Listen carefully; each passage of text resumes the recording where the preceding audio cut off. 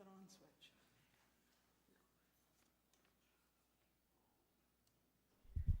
Thank you. Probably have to stand away from that one. Okay. So I am Mary.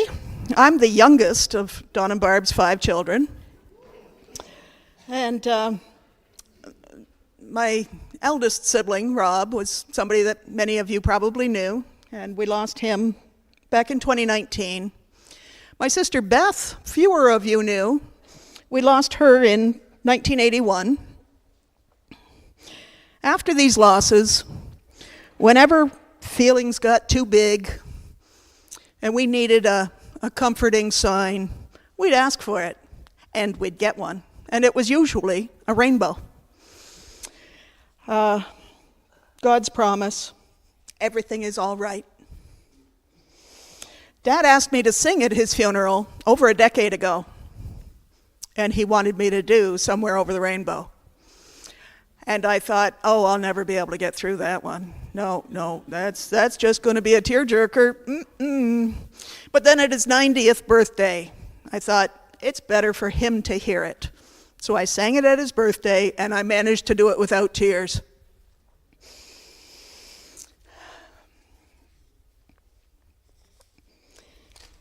There goes my paperwork. I'll do that for you. Thank you. That's what I'm here for. And I sang it to him again on the day he died. It was our promise to each other that everything is all right.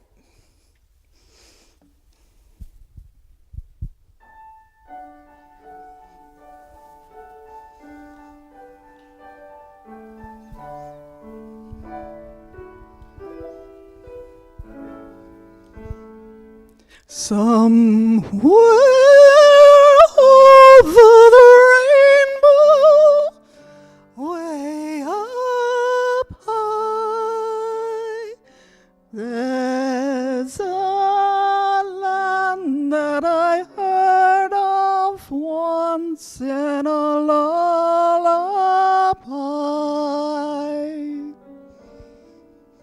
Somewhere over the rainbow, skies are blue, and the dreams that you dare to dream really do come true. Day I'll make us wish and find behind me where troubles melt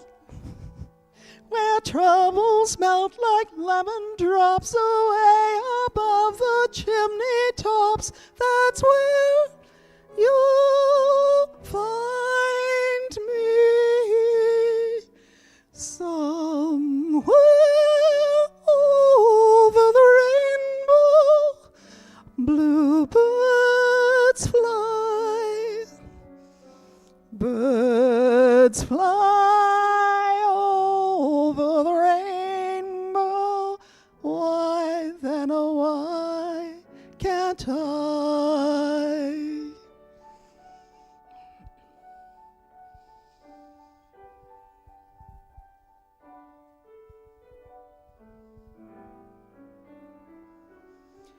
If happy little bluebirds fly beyond the rainbow, why, oh why can't I?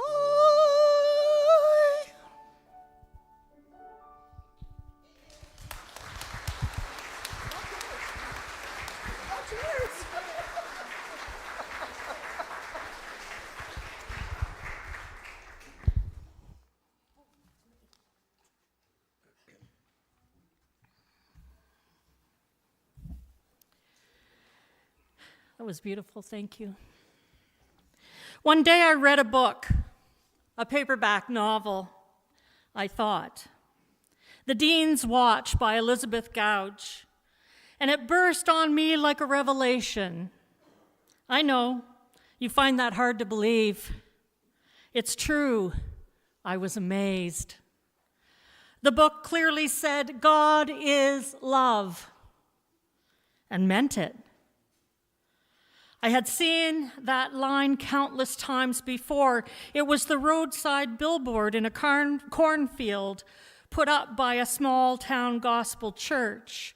It was a meaningless line on the back of pamphlets. God is love, a line from an old hymn, comfortable platitude without concrete form.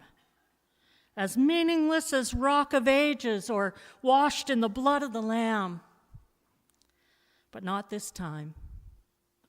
Unbelievable that it had been there all the time. Astounded at the sheer simplicity, I read and reread and grinned at a whole new light beginning to spread. It is love. There were a few songs that Dawn wanted us to sing together. The first one we'll sing now. It's You'll Never Walk Alone, another one of his favorites. And the words will be up on the screen. Stand if you're able and you'd like a stretch, but stay seated if you'd rather.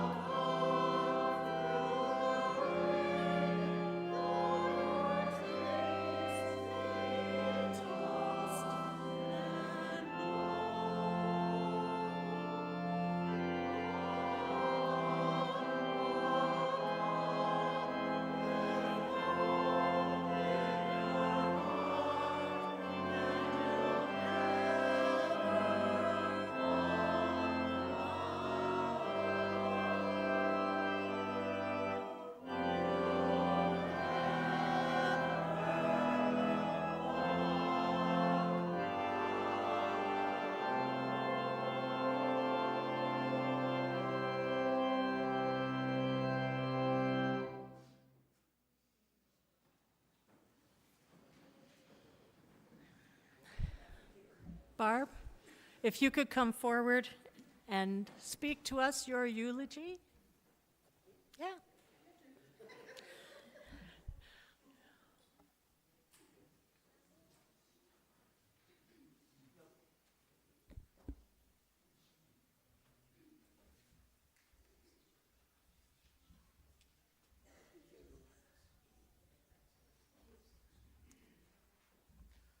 Well, Donald, you really heard that one.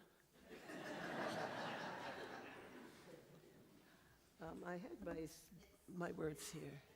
Oh, here, okay, thank you. Oh, there it is, okay. Many of you have remarked on the obituary as being well done, and it was well done because Don was involved. And he did a good job. It missed one thing. It missed those dates with the dash between. He was born March 7, 1933, and he died October 6, 2025 here. And he was 92. Although he will be missed, his family rejoices that he did things the way he wanted when he had had enough. I'd like to enlarge on Don, as you learned a lot from the obituary that you didn't know before, and I've known him for a long time.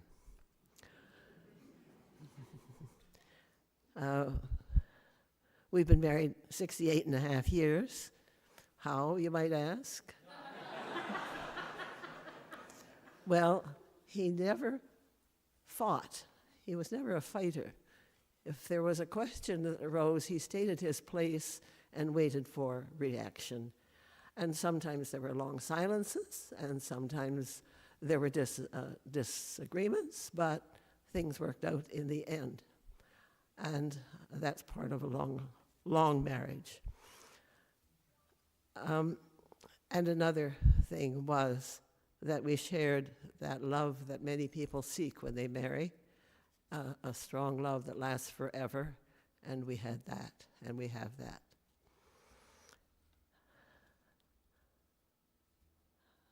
When I was about 5, my family moved to a house at 1328 Hall Avenue. And my Synder family moved, and across the alley in the back was another Synder family at 1329 Moy.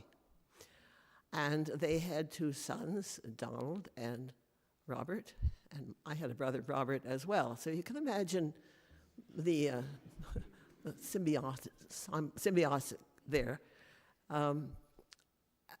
And Don, who was 1 year older than I think we're the only youngsters in the neighborhood. Anyway, we were friends. And he had a teddy bear named Betty, and I had a doll, and I gave Betty a doll dress for the bear.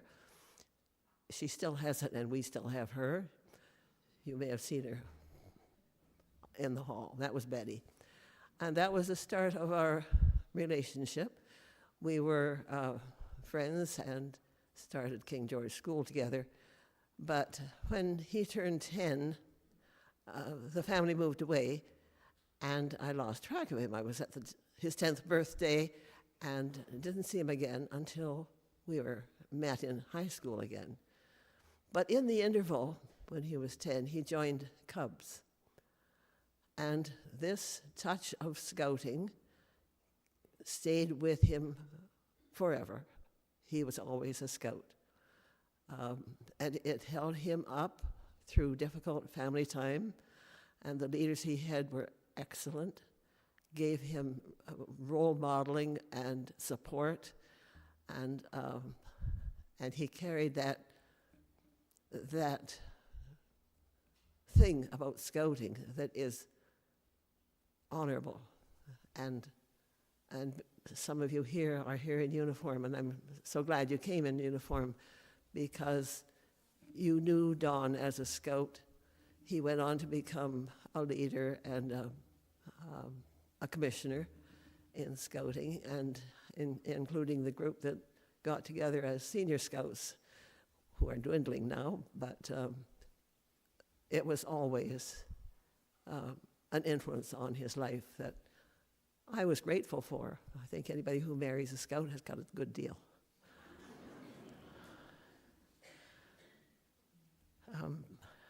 However, when I was about 7, my aunt said to me, "Who are you going to marry?" Well, that's a dumb thing to ask a kid. But the only person I knew was Don Synder, so I said Don Synder. And so there I was in for it.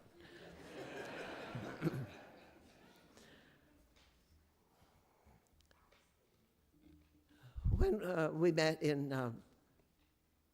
in grade 9, we happened to both be in grade 9 together because it's an alphabetical situation when you start high school.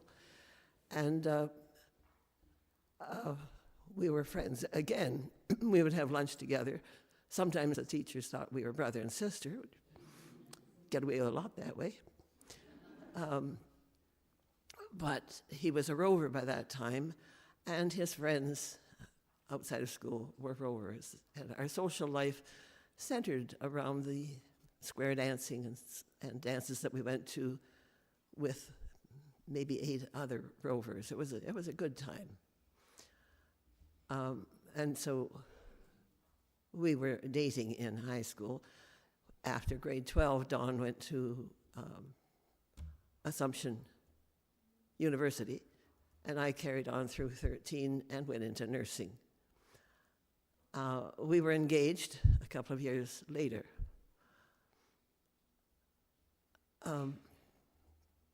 People asked Don, when's the wedding? And he thought about it, and he thought, I'm not really ready for marriage. And he confided this to me one time on the beach at Point Pelee, and I gave him back the ring. You're free to fly. He wanted to fly. And he did. He joined the RCAF and became a flight cadet. And we didn't see each other for a whole year. At the end of the year, I thought, the graduation dance is coming up, and I'm going to invite him.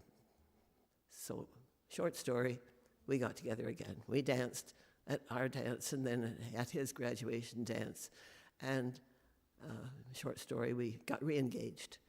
In time for him to be transferred out to Claresholm, Alberta, where there was a training for flight cadets. And newly married, we traveled to Claresholm and had a basement apartment there. He wasn't supposed to be married as a cadet, and so most of his activities were at the base. And I learned two things about my new husband while we were at this stage. One, he likes bricks, building bricks. He carried home 9 bricks and 2 boards and made a brick and board bookcase.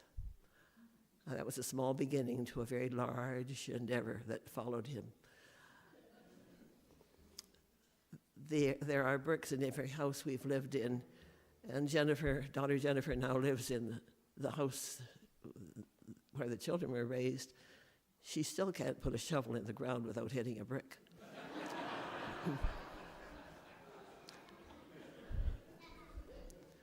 The other thing I learned was that he makes friends easily and wants to share with his friends. And unfortunately, when he wants to share dinner with friends, he doesn't tell me. So I came home from work. I was working for a doctor in Claresholm, and I came home from work, and our landlady met me at the door and said, "He's got 2 young men there for supper." I asked her to get her husband to bring me home some more chops, and we had these 2 young Norwegian men for supper, and it was good. They got up from their chairs and said, "Thank you for supper, and now we will clean up." Good Norwegian training. But these 2 boys had 2 sweaters knit by their Norwegian aunts, beautiful sweaters, to keep them warm in Canada. But they had not come with much spending money, and so they were wanting to sell these sweaters, which we bought. We didn't have a lot of money. And those sweaters stayed with us for a long time. You'll see some remnants on the display of those sweaters. After a while, Don took the sleeves off and used them for leg warmers when he was smoking his pipe outside in the winter. And so they stayed with us. Now, a blip happened now.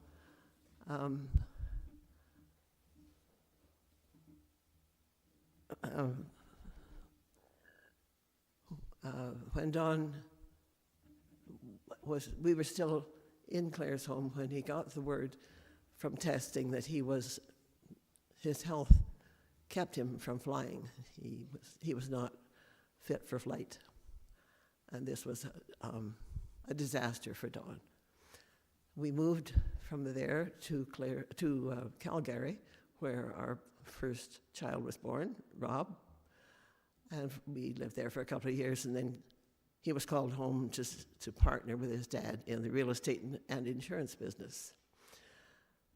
And he then set forth on his career in scouting. He was a leader and joined the council and went on to become a commissioner. And we also had 3 more children. And he started to join some of those organizations that you read of in the obituary. And he entered each one and still carried on with bringing home people for supper. He didn't really learn. You're supposed to call. But one time he did call, and he said, I've met a young guy with a backpack and a Swedish flag, and he's looking at an outdated list of possible host families, and it was getting late. And he said, can I bring him home for a hamburger? And I said, yes. Leonard was with us for weeks. And he is now in Sweden lighting a candle for Don. It was that kind of a relationship. He had messaged us from the tip of South America and then back into Brazil and said, I'm getting married. And he met Gloria and went back to Sweden, so we visited them there. It was not a wasted hamburger.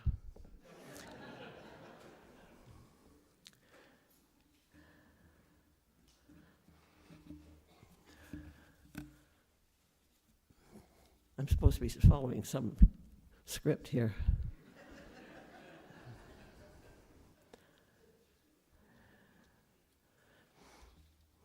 Part of his scouting was he took on scout shows yearly at the Cleary, and still the scouts who were in those shows would come up to him as adults and say, oh, I was in that scout show.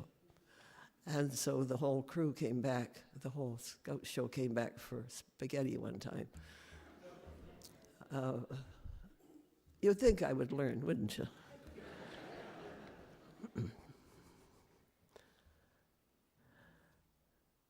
We traveled a lot because Save the Children had projects around the world, and we paid our own way to visit these projects. So we've been, and also with Rotary, we've been to South Africa and England, South America, Mexico, often to France. He fell in love with France, as I think you read in the obituary.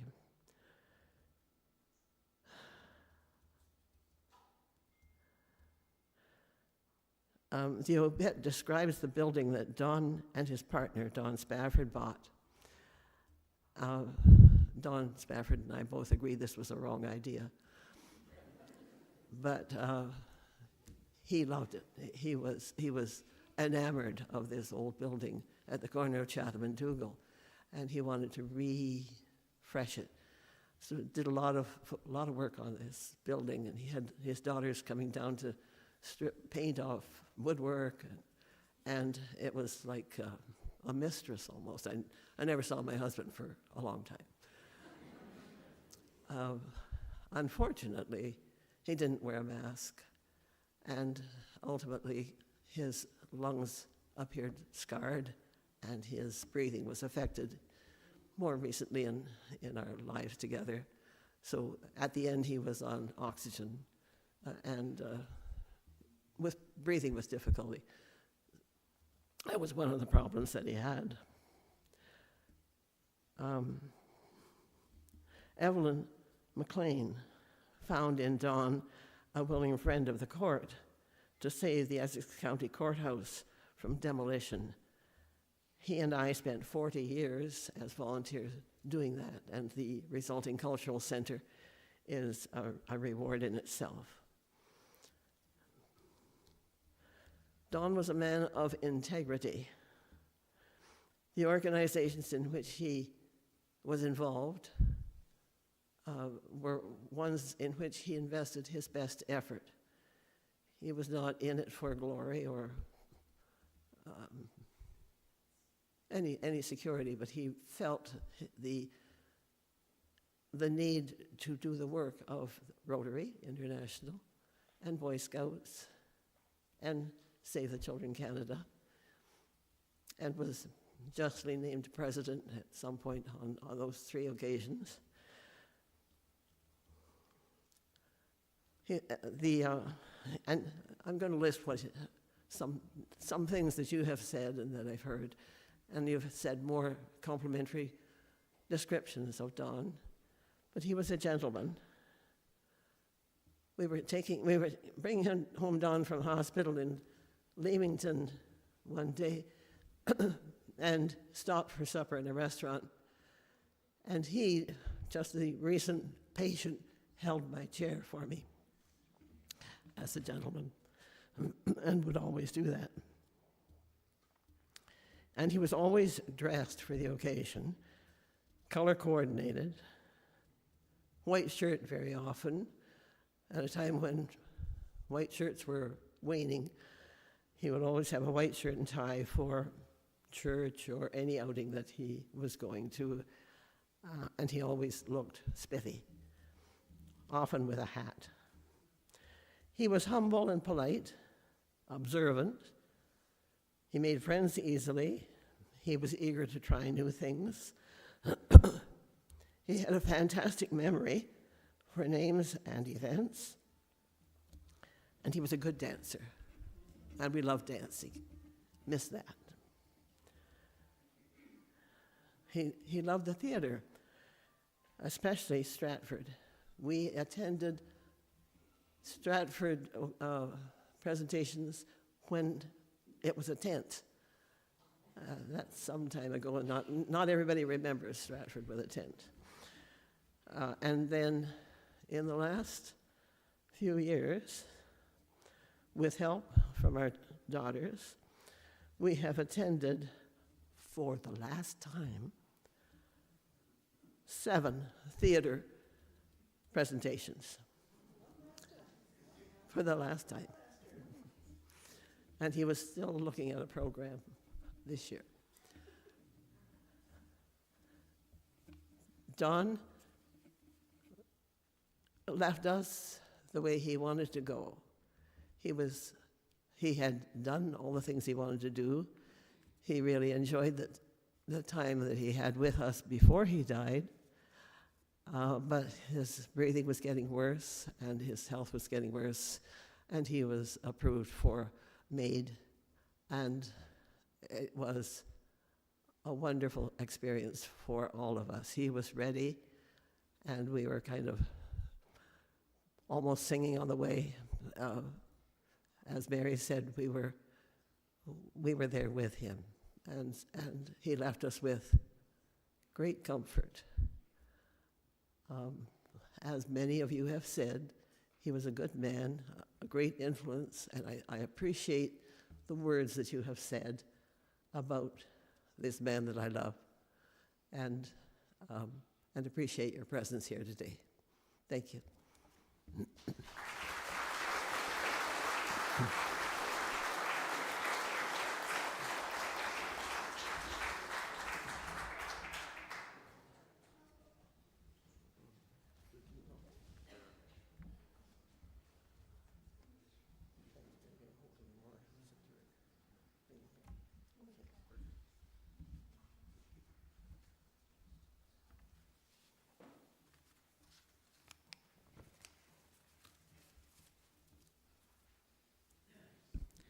I'd like to call on Jasmine to come forward with a reading.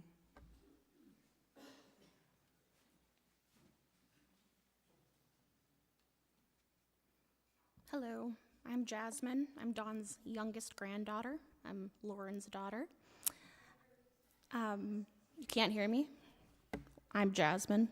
I'm Don's youngest granddaughter.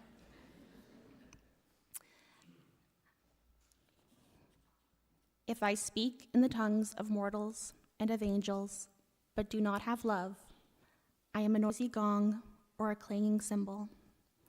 And if I have prophetic powers and understand all mysteries and all knowledge, and if I have all faith, so as to remove mountains, but do not have love, I am nothing. If I give away all my possessions, and if I hand over my body so that I may boast, but do not have love, I gain nothing. Love is patient, love is kind. Love is not envious or boastful or arrogant or rude. It does not insist on its own way. It is not irritable or resentful. It does not rejoice in wrongdoing, but rejoices in the truth. It bears all things, believes all things, hopes all things, endures all things. Love never ends. I think that was a very appropriate passage. Poppy loved all of us very much, but I didn't know if he liked us.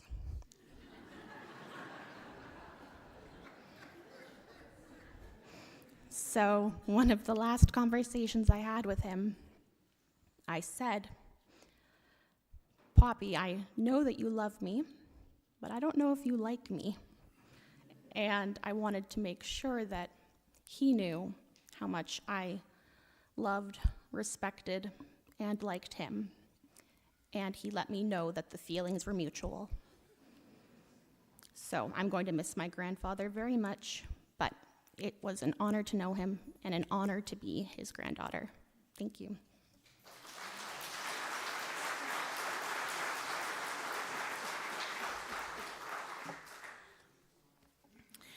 We're going to join together in singing once again. This time, again, the words will be up on the screen. In the bulb, there is a flower.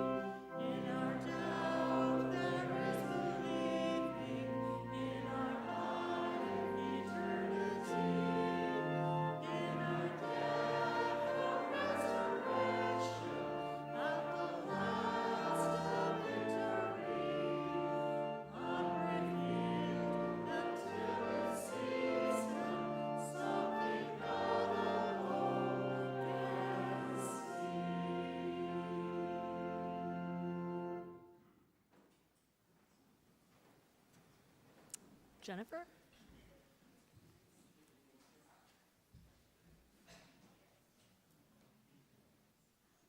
I'm Jennifer. For you church members, I'm Emily number 2. And this is Avery. She's my emotional support animal. No, she's my granddaughter, Avery. We had the gift of spending time with Dad after we knew his date of death, and it truly was a gift. So I was able to review with Dad something that I had read, and now I can't get it on my phone, so I'm grabbing the hard copy. Something that I had come across, and it moved me. So I must thank first the writers of Doctor Who for the framework of the following. Google it, it's the 11th Doctor. We all change. When you think about it, we're all different people all through our lives, and that's okay. That's good. You've got to keep moving. So long as you remember all of the people you used to be. The son of Len and Louise, and little brother to Robert. The neighbor and best friend of Barbara. The Boy Scout, nicknamed Buzz, who attended the first Canadian Jamboree in Ottawa.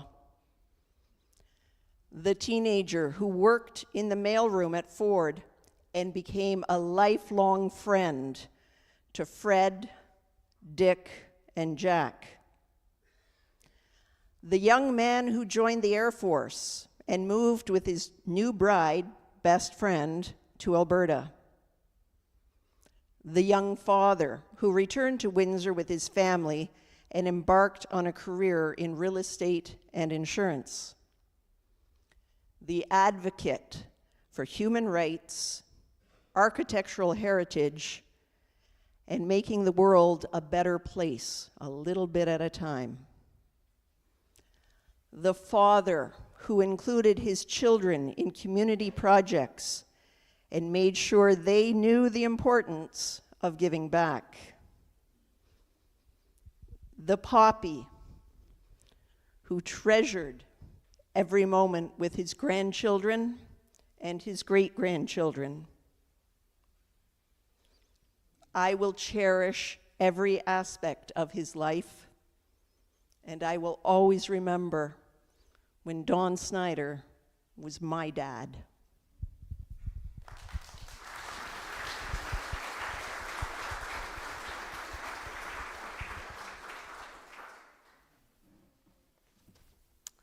And Lauren.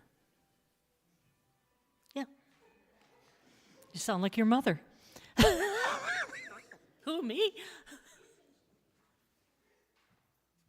you want this or that?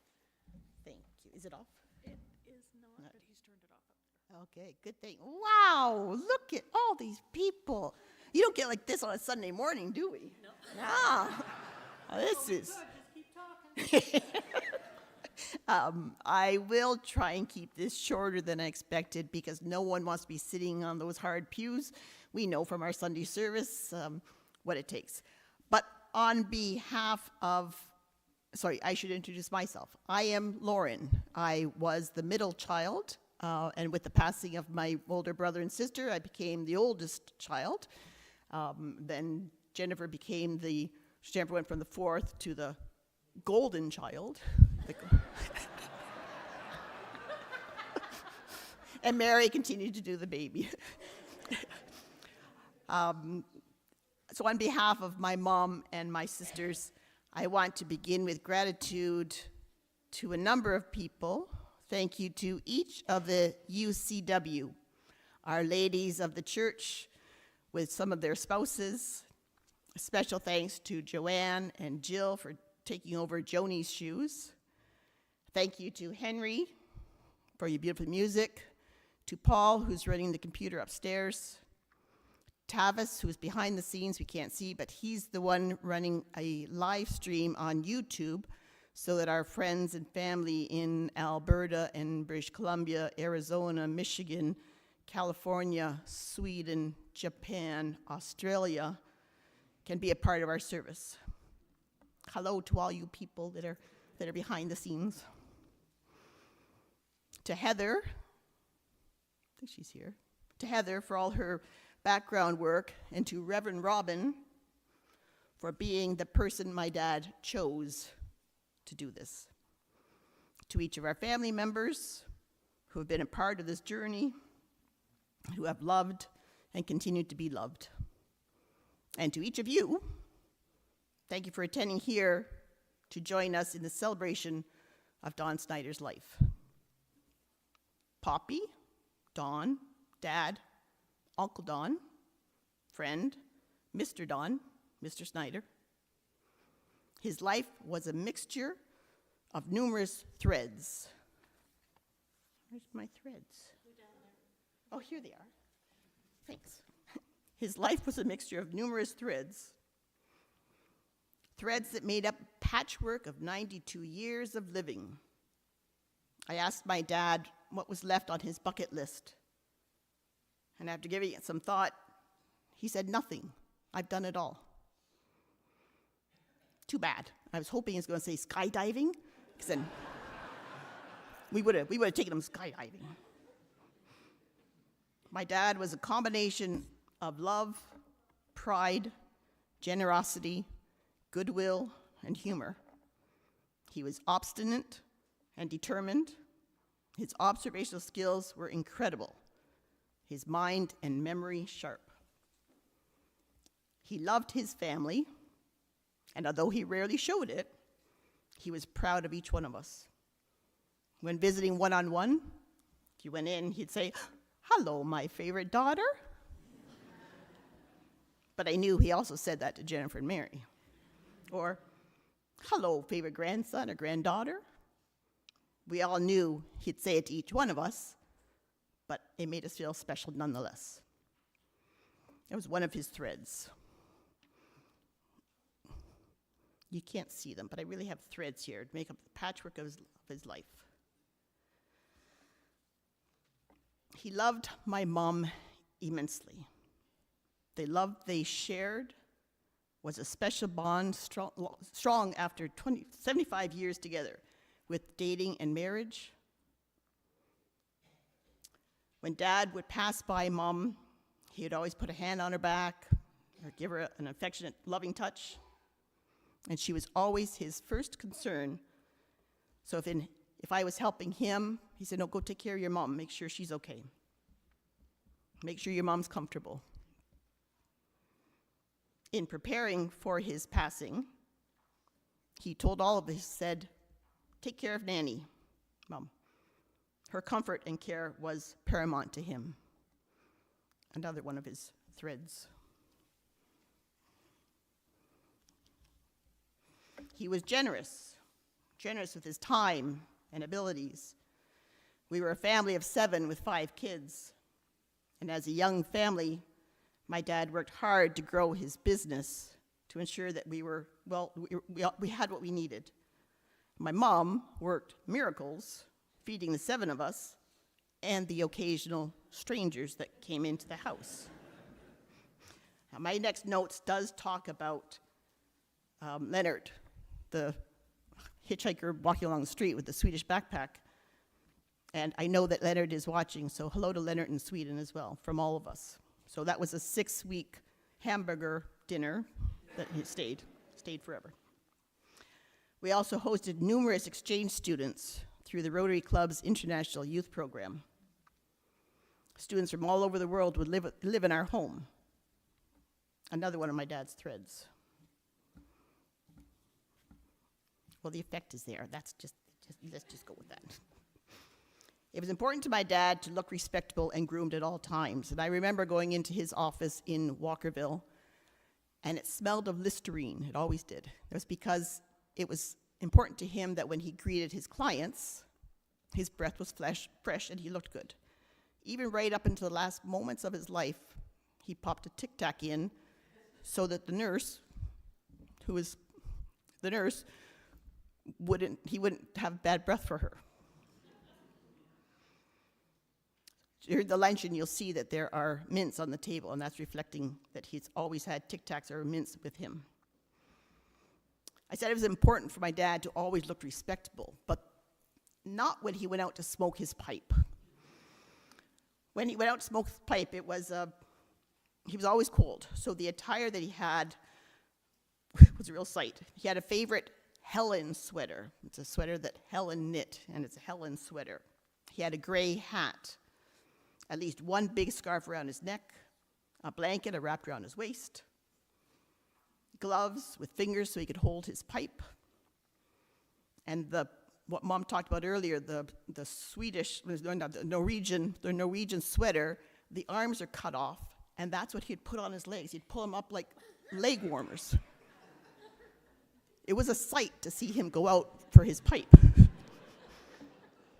But he had his, actually that's exactly, you can't see the leg warmers. The leg warmers are on the table outside. Oh, Sandy's holding him up there. So, but that was the sight that he projected when he went out. So those of us that really loved and knew him saw that. The rest of them, the Rotarians and the business people, didn't see that side of him. He was always well put together. Another thread of his life. Dad's life was like a rock falling into a pond. This is for my cousin Kathy. The rock was the way he lived every day, but the ripples that were caused by his life go on and on and on. A few months ago, he was given a card from a lovely couple here at the church. And they thanked him for making such a difference in their lives. The card said that it was because of him that they felt welcomed and accepted in our church. Every Sunday, Dad would stand at the front door and greet people. And he had a way of remembering every person's name.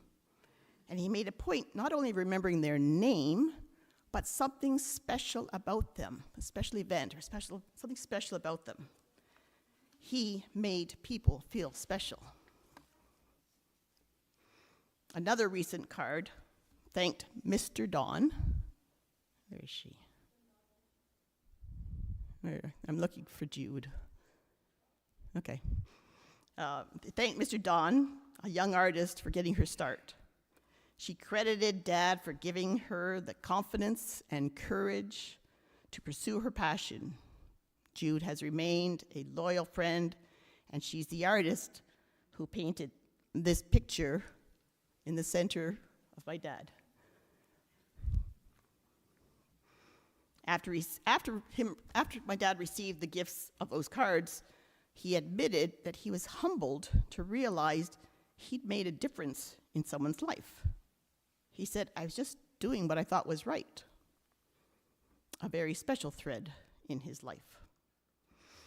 The ripple of his effects was evident in every community outreach he was involved in, whether it's the Rotary Club 1918, Save the Children, Scouts Canada, Terry Fox Run, Walkerville BIA, Riverside United, Tecumseh United Church, Mackenzie Hall, the list continues.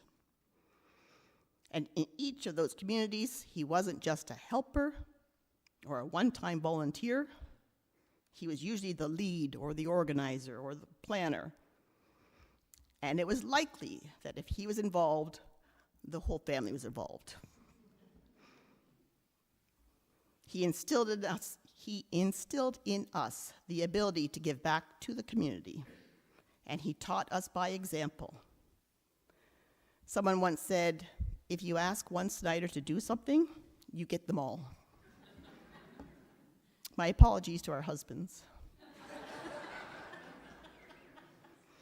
But that was another part of Dad's life, another thread in his life. His mind and memory were sharp right to the end. His observational skills were incredible. Last year, he was thrilled to be able to go to visit the newly renovated Michigan Central Station. And in front of the station, there is a red metal sculpture that he noticed. And he said, "There's a matching sculpture to that at Stop 26 Beach." All right, no, there isn't. None of us noticed. But then when we researched it, sure enough, a sculpture titled Faust had been donated to the city of Windsor by the artist to celebrate the close relationship between the two major cities. Dad noticed, we didn't. Another thread in his patchwork. Dad wasn't one to be told that he couldn't do that. If he had an idea or a vision, it was going to happen. He was obstinate and determined, which sometimes rubbed people the wrong way. He wasn't liked by everyone, but he sure got things done. He had a passion for salvaging and renovating old buildings, which you've heard. The success of Mackenzie Hall is a great example, and the building at the corner of Chatham and Dougal, which I think Mom has told you about, and which she said will be the death of you. And it was. It was. He respected good quality and things that were made well, The couch that still sits in their living room is what we grew up with. It has been recovered, but it's still a strong, good couch. When I was young, I wanted this little plastic vanity desk that I saw at Woolco. It was white and pink and had a little mirror. I loved it. Dad knew that I would outgrow that pretty little desk, so wisely chose a good quality dovetailed drawer desk and painted it white with pink accents. The little girl in me was disappointed, but damn it, he was right. Yes, I still have that good quality desk, dovetail desk painted white. Oh, here's your thread, Dad.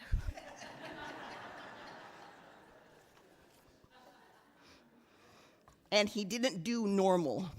Some people were surprised that we weren't having a traditional funeral.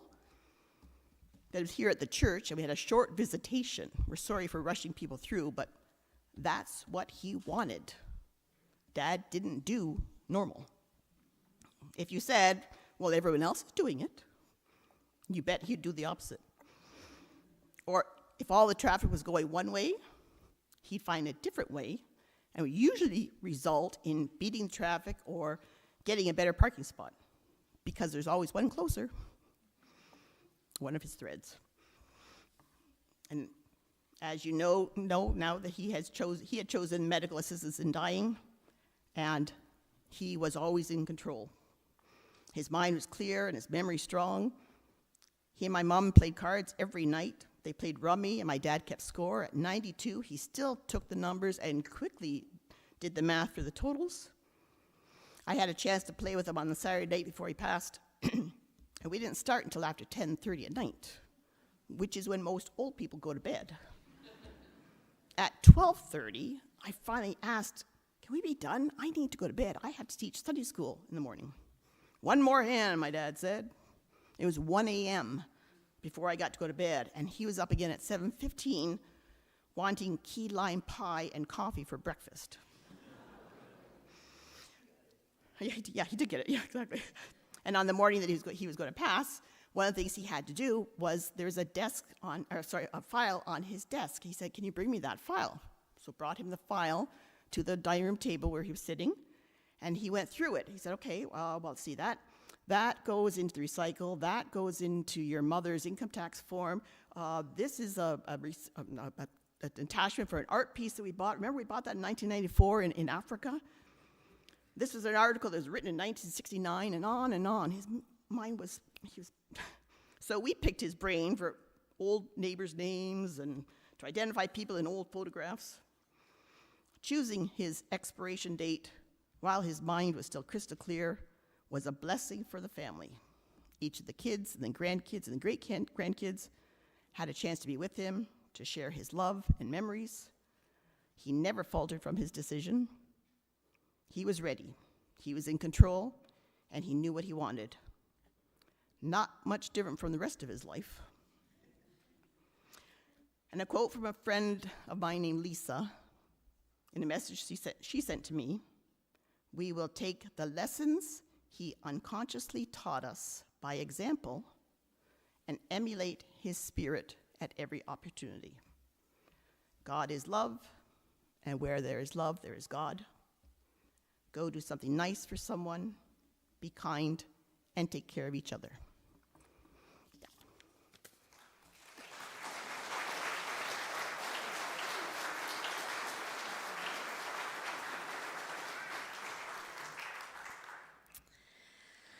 Love, that's it. Those other things are just packaging. I don't have to explain them because I begin to believe I know what he was saying. Love one another. Take care of each other. Stop being so concerned with yourself that you can't see the others. True happiness lies in the outlooking. Salvation, redemption, died for our sins to tell us, let us know, to make us remember. Washed in the blood of the Lamb, sacrificed himself so we could find out what it was all about. And Pentecost, the Spirit coming to the troubled apostles, the Spirit of hope and success, the glow of conviction when they realized the strength of their being together, one with each other, completely in tune with what he had been saying. Sure, I can believe.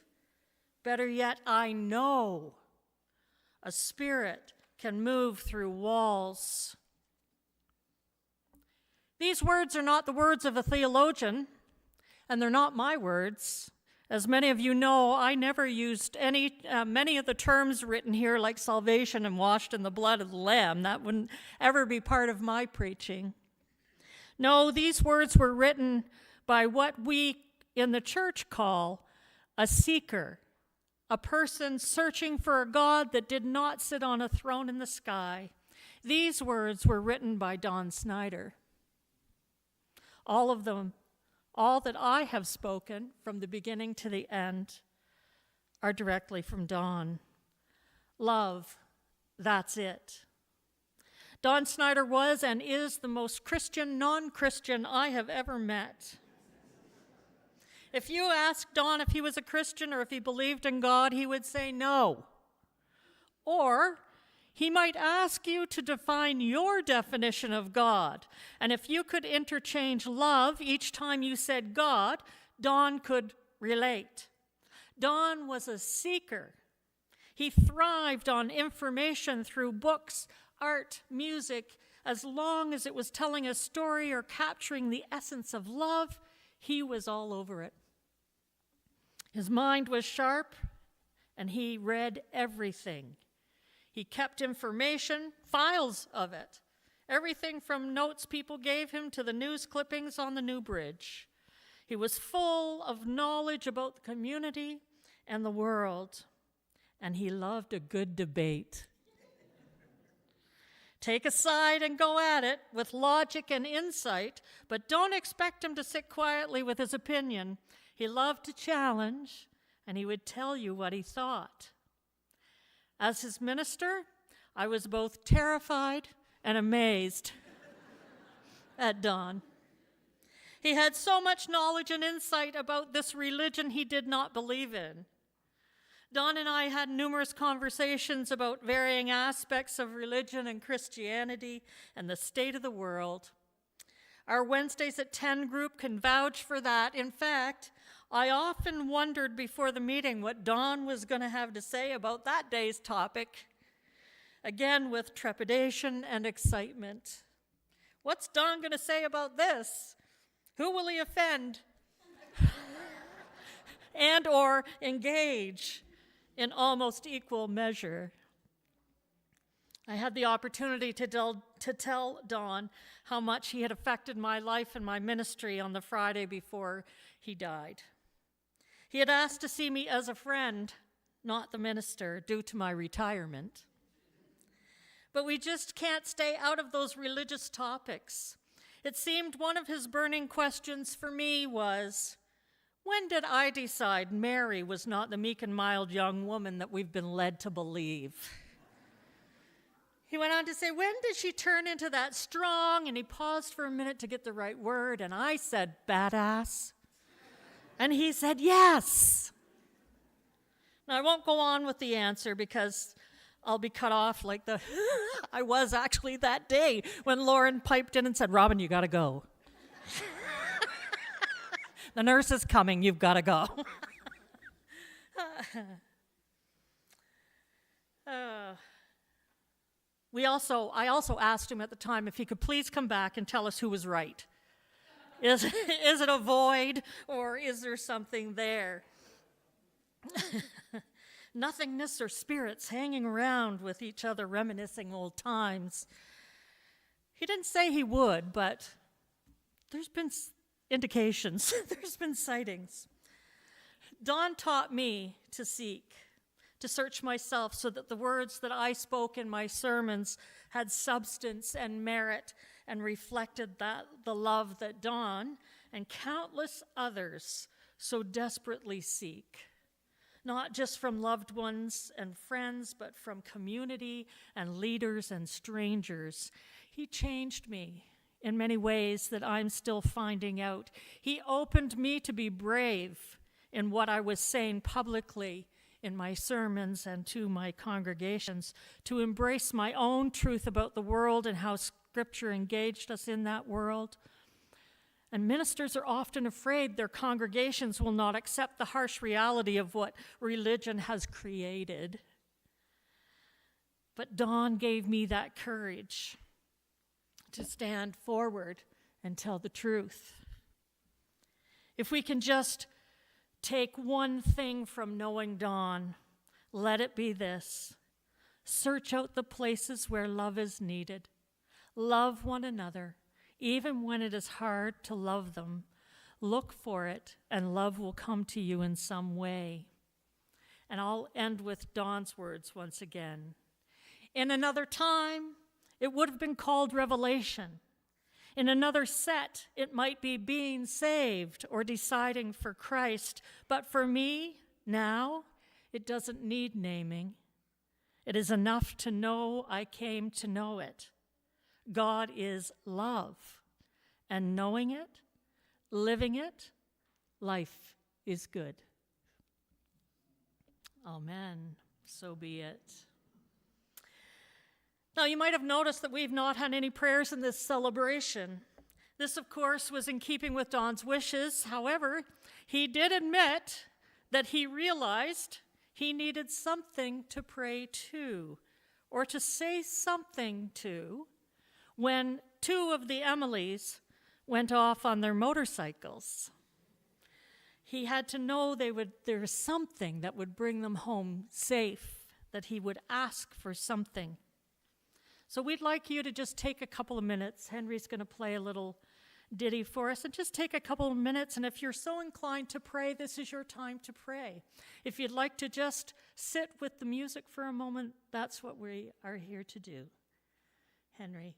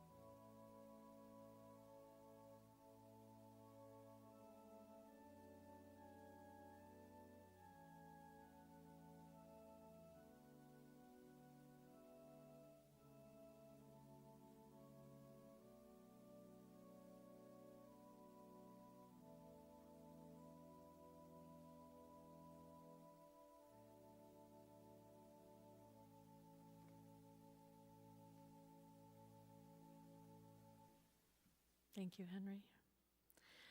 Our final hymn song today, One More Step Along the World I Go.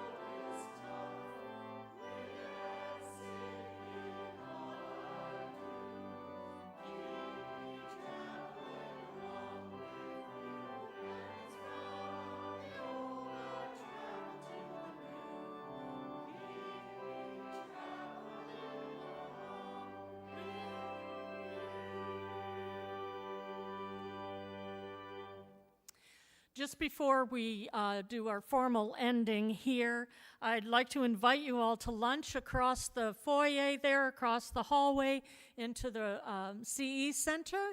I'm going to ask, the family's going to go out first and find their way to the hall. The rest of you, if you could file in afterward, but go right into the room, all the way into the room instead of clogging up the doorway. There'll be lots of time to visit later. There's not going to be any kind of receiving line. Once we're all in that room, we'll be saying grace at that time. So we're not going to start to eat till after we do that. So again, you're all welcome to come over into the hall, and the family will greet you there throughout lunchtime. So, oh, yes, I'm going to do that in there.